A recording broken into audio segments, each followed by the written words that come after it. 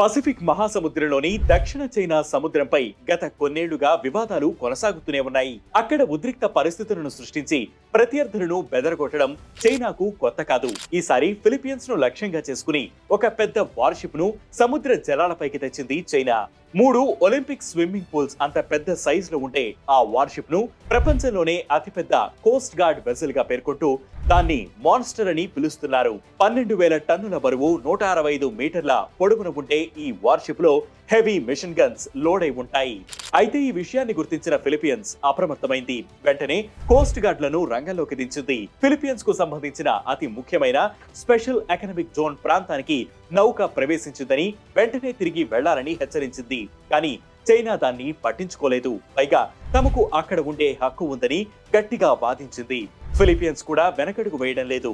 రహస్యంగా చైనా వాహనాల కదలికలపైన నిఘా ఉంచాయి. దానితో ఉద్రిక్త వాతావరణం కొనసాగుతోంది.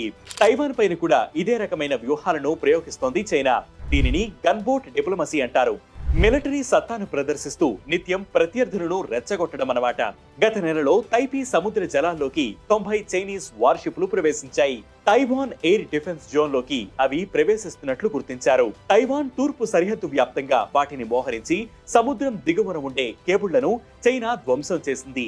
ఈ కేబుళ్లు ధ్వంసమైతే మిగతా ప్రపంచంతో తైవాన్ కు ఉన్న సంబంధాలు దెబ్బతింటాయి. దీన్ని విధ్వంసక చర్యగా పరిగణించిన తైవాన్ దర్యాప్తు మొదలుపెట్టింది. అయితే సౌత్ చైనా సీలో చైనా ఆగడాలకు అడ్డుకట్ట వేసి సవాల్ చేయాలని భారత్ భావిస్తోంది. ఇక్కడ పుష్కలంగా ఉండే ఆయిల్, గ్యాస్ నిక్షేపాలు రవాణాలో సానుకూలత దృష్ట్యా ఈ ప్రాంతాన్ని భారత్ కీలకంగా భావిస్తోంది.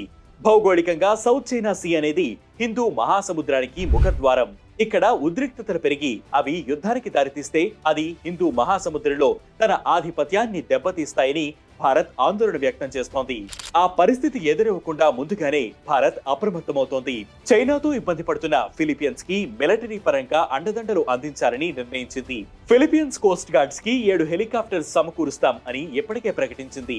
వియత్నాం ఫిలిప్పీన్స్ కి 100 బ్రహ్మాస్ సూపర్ సోనిక్ మిసైల్స్ ఎగుమతి చేయడానికి ఒప్పందం కుదుర్చుకుంది. వియత్నాంతో కలిసి సౌత్ చైనా సీలో ఆయిల్, గ్యాస్ నిక్షేపాల తవ్వకం ప్రారంభించింది. 2019-2020లలో యుఎస్, జపాన్, ఫిలిప్పీన్స్ తో కలిసి సౌత్ చైనా సీలో డ్రిల్స్ నిర్వహించిన భారత్ 2023లో 7 ఏషియన్ స్టేట్స్ తో కలిసి 2 రోజుల పాటు సంయుక్త విన్యాసాల్లో పాల్గొంది.